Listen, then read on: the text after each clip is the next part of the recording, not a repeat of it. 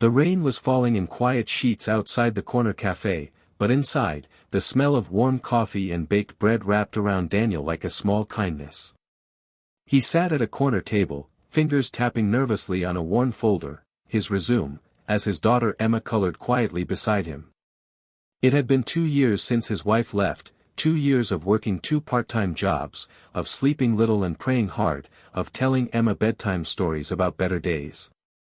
Today, he'd skipped lunch to print out his resume and stop by places on Main Street. He'd promised Emma a cookie if she came along without complaint, but really he just couldn't bear to leave her home alone.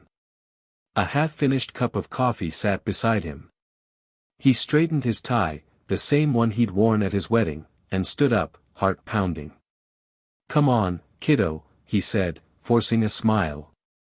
"Let's go find Daddy a job." In his hurry to gather Emma's crayons and his papers, the folder slipped unnoticed off the table and fluttered to the floor. Moments later, a woman in a smart navy blazer slipped into the booth Daniel had just vacated. Her name was Julia.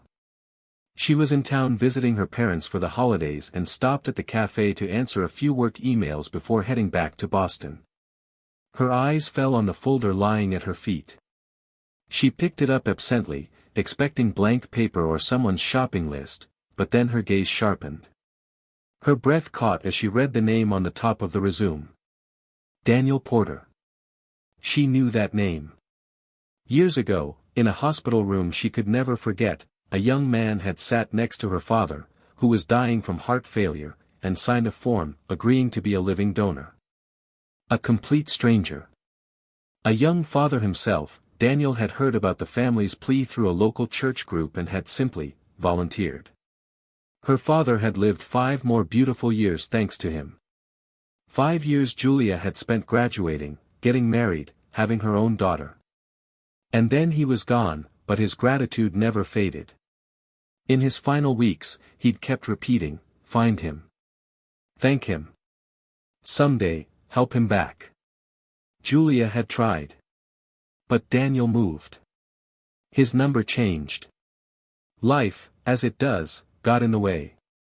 Until today. She clutched the resume to her chest, tears stinging her eyes.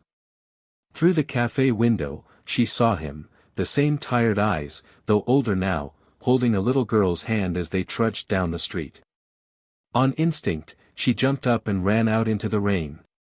"Wait," she called, her voice cracking. "Wait." Daniel turned, surprised, shielding Emma with his arm.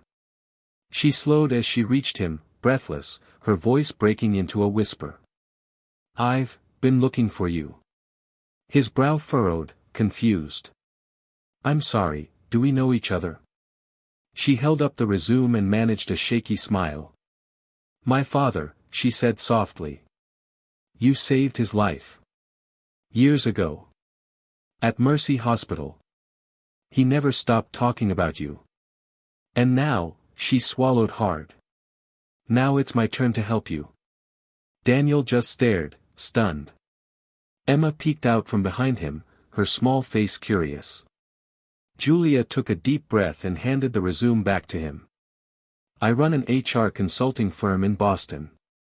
We work with some amazing companies, and I promise you, by the end of this week, you'll have offers on the table. No more nights worrying how you'll make rent. No more skipping meals so your daughter can eat." His hands trembled as he took the paper, his eyes shining now. "But, why?" he whispered hoarsely. Her own tears finally spilled. "Because," she said, voice breaking. "Because kindness doesn't just disappear.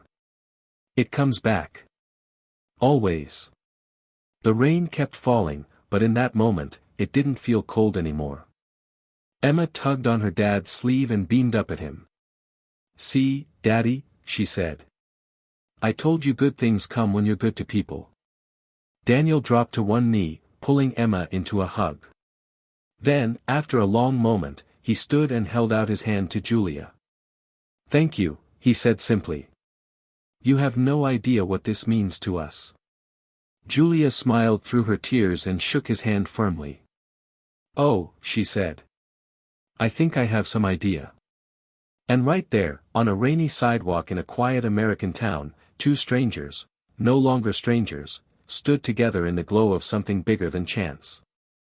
Something called humanity. Something called hope. And as they walked back into the cafe to talk about the future, Daniel couldn't help but look at his little girl and whisper. "You were right, kiddo. Good things really do come back." Heartfelt. Hopeful. Human. One small act of kindness can echo for years, and find its way back to you when you least expect it.